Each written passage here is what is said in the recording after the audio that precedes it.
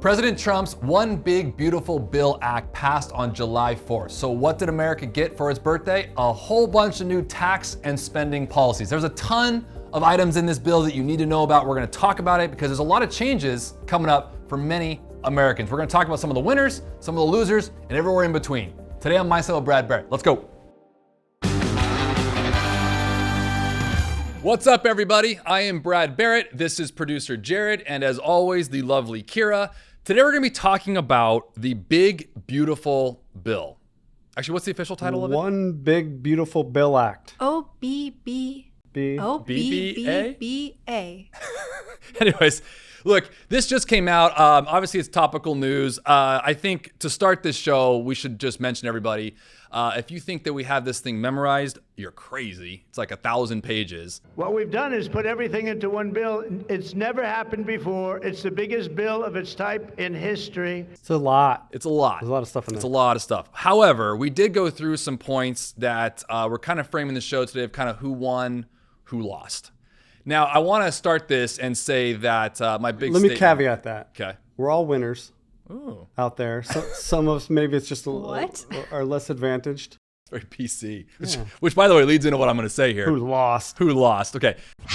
Man, you are one pathetic loser. As always, remember, markets are always smarter than politics. So there will be times as a financial advisor in my career, as well as in our show here, that we need to talk about some things that changes the sandbox, if you will, to which we all play in. This is one of them. And before you talk to your buddy, like, did you see this pass? And we're not going to pay taxes anymore. That's not true. We're going to go through some points here, and we're going to talk about those of us, business owners maybe, married people versus single. Like, there's a bunch of different variances to this of who benefits from it. Maybe we'll say it that way. Who benefits from Probably it? a better way and to who put it. benefits less from it? Yeah. All right, that's more PC. And as always, look, this isn't a political situation. I'm telling you what the law has been stating to us. Whether you want to politicize that or not is totally up to you. But we want to go through this because obviously it does impact how we look at our wealth. And obviously, it's an interesting subject matter to go through right now, given the fact that it's been in the news for God knows how long at this point. Yeah, and our responses are different in this room. Yeah. And how we feel. So they're going to be different in our audience and in America.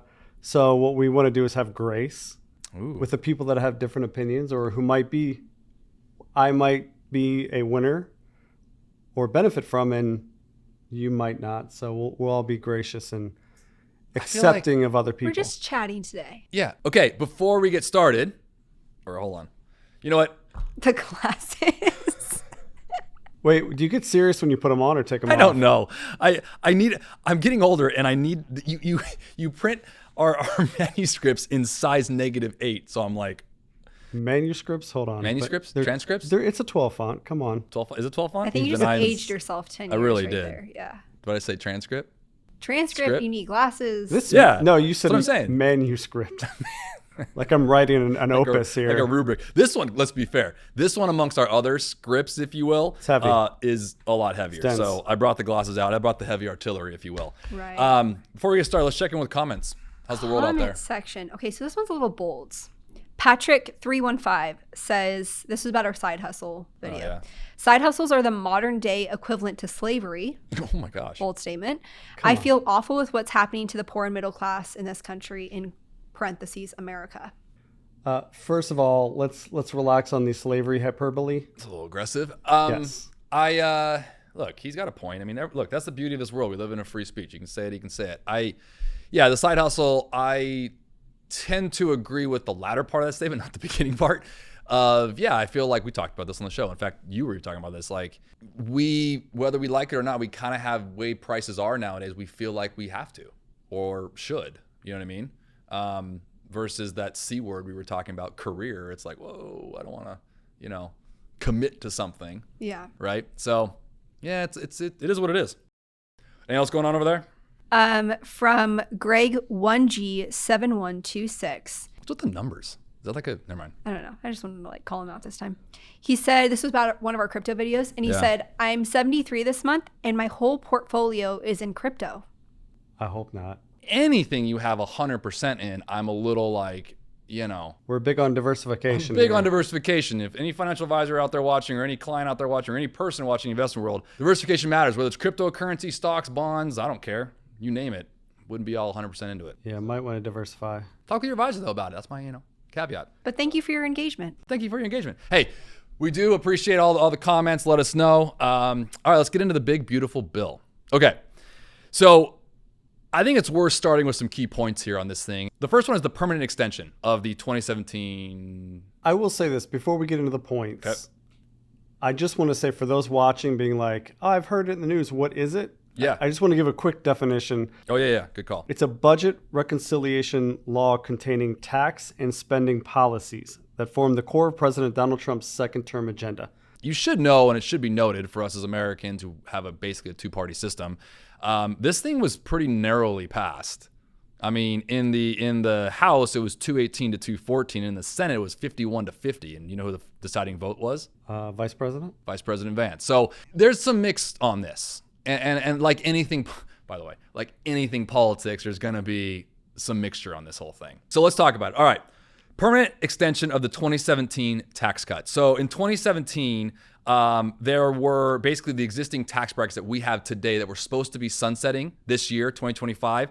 They have now been extended, which now avoids the scheduled 2025 rollback. Just for side point, originally the sunsetting of the 2017 Trump's original Jobs Tax Cut Act was sunsetting this year, 2025, and was going to revert back to like the President Bush's era tax cuts, which would have been not too dissimilar, but a jump back from the cuts from 2017. So that is a big one for like a business owners, things like that, which we're going to talk about that in a second, but that has now been extended. So another key point I want to bring up was it's boosted the standard deduction and child tax credit.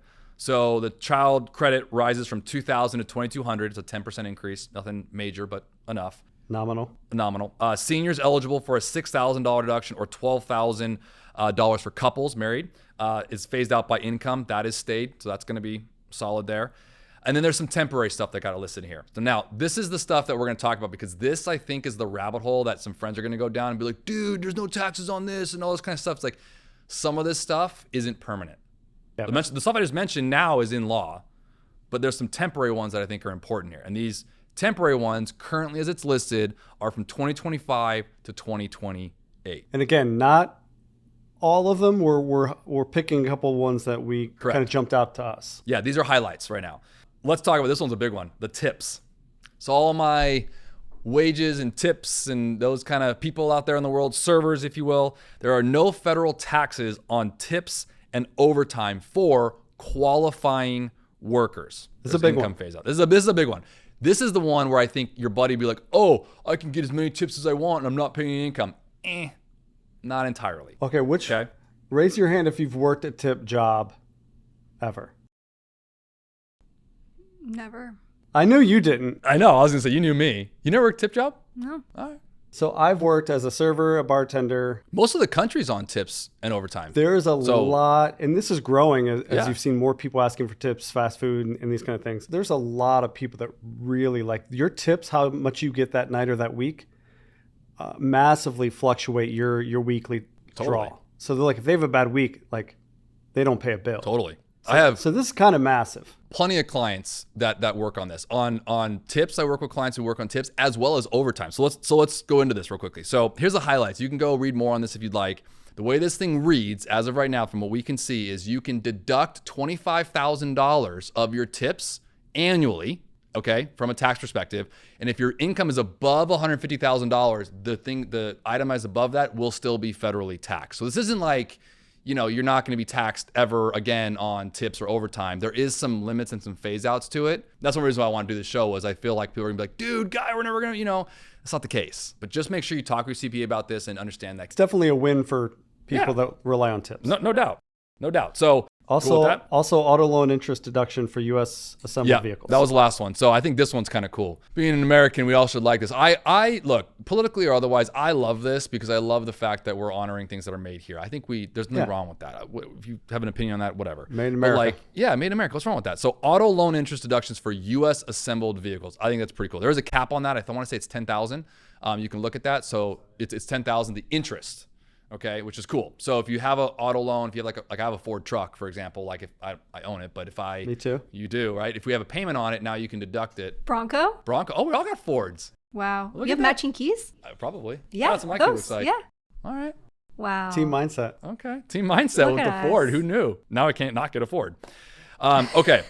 The next big one I want to talk about is the SALT deductions. For those of you who don't understand what SALT is, Congratulations, Jared. yes, a Jared's good one. stoked on this one, as am I. But the SALT deduction stands for state and local taxes. So for those of us who live in high price states, California, New York, Hawaii, there's a few other ones too. This was a big deal because in the 2017 tax cuts, the original, his first term, he lowered the SALT deduction to $10,000. By the way, this is your property taxes, interest on mortgages, scheduled deductions. I mean, it's a big deal. It was $10,000. It's been raised to $40,000. And I should share this as well again, that this is not a permanent thing. This is temporary. So this $10,000 to $40,000 is right now for 5 years, the way it's stated. 5 good years we're going to have. I'm excited for this one. This should be Soak it permanent. in. I'm excited about it. Yeah. One caveat here, if you make over, it gets phased out after $500,000 of income. Okay? So businesses, let's talk about it. All my business owners, all my entrepreneurs.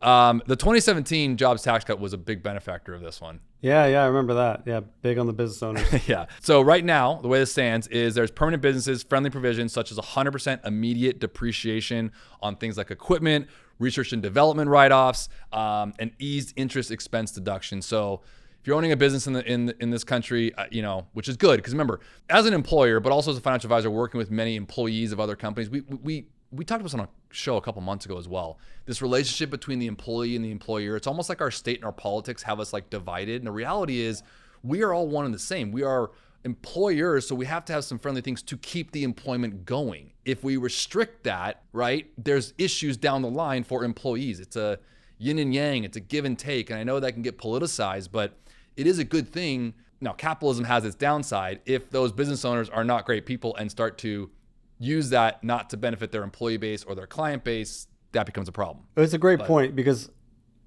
my initial thought was like reading this language, I'm like, this is going to give a real an opportunity for a lot of shady business owners to take a lot of deductions that may not be so above board. But I will say, when you say that, like, we should be pro-business. We all work for business. Yeah, we should be. So like rooting against businesses is it's pretty kind dumb. of a weird. It's like playing with a stick of dynamite and never throwing it out of your hand. It's like. But I kind of want to. I'm not gonna lie. I kind of get want it. when I hear this, like, oh, it's pro-business. I'm like, why? Screw that. I get it. Now, I can say from like One Capital, our perspective, we're a financial advisory shop, we're an investment management house, but we are still a business, right? That would be listed in this. We're an LLC, we're a flow-through company. In 2017, partners and I, we went through the same kind of stuff where it's like and even in the pandemic, when we were going through the payments from the government for our employees, I can only speak for us, is we were using it to benefit our employees, benefit our staff, and benefit our client base. We invested a ton in technology to protect our clients, is what we did with the 2020 stuff. And in 2017, with our reductions, we've grown. You should see our staff has grown. So we didn't just say, okay, we're going to pocket it. We actually grew it to service our clients better. Now, I'm not trying to sit on some grandstand here and say we're the best and you should do it like us. I am saying that it does open up the environment for people to take advantage of it. But what I have seen from the clients that I serve, from business owners, it's been mostly that. No, it's great. That's good. I think we talk about this one little 5% of the country, Yeah. these business owners that are like kind of, but it's always. But that's what it should be for. It created more jobs. Yep. And that's what we want. We want to do. We do want to promote business, and We do. So that was President Trump's whole thing, and he is taking a page from President Reagan's trickle-down economics from the 80s. So there's a lot of business environments, and you look at the expansion over those time periods, right? And that's not a Republican Democrat thing. I'm just walking through kind of the expansion. If you look at the stats between the 80s and 90s of where we went, I mean, it was very pro-business, right or wrong. So it's generally considered a good thing for this. Clean energy, no one cares about. Ooh. hold up, hold the phone. Ooh. Jordan is hybrid. We're gonna pause on this. Yeah, I have a Ford Hybrid Maverick. Call sign Maverick. Call sign Maverick. I feel the need for speed. This one I did that on purpose. I triggered him. irks me. Why? Well, just to be clear, what this is the green energy incentives were rolled back. Okay, so EV credits, renewable energy tax breaks, energy efficient incentives are basically ending end of this year. That triggered producer Jared. Yeah, and I want to say And probably, by the way, probably a ton of other Americans as well. You're not alone. I'm sure. it definitely was a very pro fossil fuel oil move. That, by the way, was one of the big holdups. That was being discussed quite heavily. No, and I'm sure the oil lobbyists came in and paid everyone off and got their way. But I'm confused because we just had oil refineries shut down in LA. Yeah. You know? So now like our gas is going to be like $9. We have to take California out of this whole thing because California is just messed up. Comrade Newsom has us by the balls. Can I say that? It's America. It's the whatever. Say whatever you want. It is what it is. But that's a whole. California is its own animal when it comes to this. But generally speaking, this is a federal law, so it's kind of like, it can definitely play out like it's pro fossil fuel, pro drilling, and there's issues with that. I'll say this, and I won't get on a soapbox because I could talk for about an hour. No, please. I'll just say this: rolling back those incentives. What basically this administration is all about maintaining, there's provisions for opening up lands for drilling oil and things like that in this. Yeah. So this is all a very pro, like, let's keep on the oil teat. Yeah. And it's just, to me, a very, what did I say earlier? It's closed-minded about what the future needs to be because fossil fuels are low efficient, it's dirty, it's a finite amount of resource, to where if you go to renewable energies, it's cleaner, it's better for the environment, it's more abundant resources. It just doesn't make a lot of sense to me to roll those back because you're basically saying, well, we know what the future is. Yeah. Let's just not start heading there yet. Let's stay in the past. We could sit here and talk about that because I tend to take the other side of that, where it's... You caveman. I mean, you can call it what it is, but I think there's like this bad political rap on like, you're an oil driller, you're nasty, you're dirty, and you hate our world. No, I don't say fully that. get behind that. But what I'm talking about is look at the actual product. Yeah. If I go, here's this. It's a little dirty, it's a little inefficient. Have this. Or I go, here's product B. Yeah. It's 10 times more efficient. The byproduct is much more cleaner, better for the environment, better for the world. If you just set that up like that, you'd go, oh, I want B all day long. Yeah. At its base, there's a lot of nuances and all that. Yeah. But at the end of the day, you want that product. It's a better product. No, that's great. Wind, solar, water, all stuff we have, killer. Yeah. I'll tell you what, though, that show Landman, Yeah. so good. Good Now, show, yeah. Billy Bob is definitely crass in this, but there's a scene when he's taking the girl lawyer out there to the windmill or whatever, and he does this whole scene. It's been widely spread on social media. Go take a look at that. It actually summarizes a lot of really great things, and we don't realize what it's in. That road we came in on, the wheels on every car ever made, including yours, it's in tennis rackets and lipstick and refrigerators and antihistamines, pretty much anything plastic. Your cell phone case, artificial heart valves, any kind of clothing that's not made with animal or plant fibers, soap, hand lotion, garbage bags, fishing boats, you name it. It's the thing that's gonna kill us all. Everything in this room is petroleum based. I'm not saying shut down oil or usage of that, but we have a product for, let's just say, our cars, our energy, Yeah. that is just less efficient and worse for the environment. And what we're doing is we're not funding that technology to take those next steps to get it to where it needs to I agree. Now remember, we'll end it here. Remember, this is rolled back. Doesn't mean it got eliminated, it's just rolled back. Yeah. Okay. Oh, I have another fun one. Yay for us today. Immigration. Let's talk about that. Yay. All right. Immigration, defense, and social programs. That got, amended. Amended. Go take a look at it. Again, I should be clear about something. And Hot button issue here. A very hot button issue. So I want to be very clear about something. There is a difference between legal and illegal. So just to be clear, when someone talks about immigration, you have to understand the words between legal and illegal. And I'm not going to go down this kind of thing. That's not for us today. But there were some adjustments and changes with regards to this bill. It's worth you guys looking at if it affects you. And obviously it should affect all of us because we have in our community, our friends, and a bunch of stuff going on here. There's also the defense and security funding that was included. Things like the Golden Dome, there's a $150 million endeavor in that. Take a look at that one. Interesting. Yeah, they basically released $150 billion solely for defense. I think the big one that I want to mention here, though, is the Medicaid workers. So everyone's kind of talking about this lately. They're like, they're getting rid of it. They're reducing it. They're taking away everything. There's some limitations. Should be discussed and just work requirements. So it's not just nuance. Don't look at it's just another one. You can't just be like, oh, they're cutting all this stuff. There's nuances and again, don't shoot the messengers here. We're just telling you what the bill, Yes. Right. has passed. Okay, what we really want to know right now, most of anything, is what's the financial impact here? Because this does impact all of us as consumers, citizens, investors, you name it. So this whole bill, and there's been a lot of stuff on this, has been added. It adds between $3.3 trillion to $4.5 trillion in tax cuts over the next decade, and it includes $5 trillion increase in the federal debt ceiling. I find that to be insane. Horrible. Yeah. Irresponsible. What says the financial advisor? I don't like debt, so obviously I would love to have but I think like all things, it's context. If you took our current deficit, right, or our debt, right? What is it currently? Do we know? I'm on the U.S. debt clock right now. What is it right now? That's my favorite website. I Pretty showed it to you. awesome. Yeah. I'm watching it go up. Yeah. Live. Great. But we'll just say. What's the current one? It's a touch over 37 trillion. Okay. If you were to look at this, like all of us can relate to this, a house. Okay. If you had a $200,000 house and you owed $37,000 on that, would you be overly concerned by that? No. No. Okay. We as a country have over $200+ trillion worth of assets, land, goodwill, whatever you want to call it. That's been studied and discussed, and that can float around.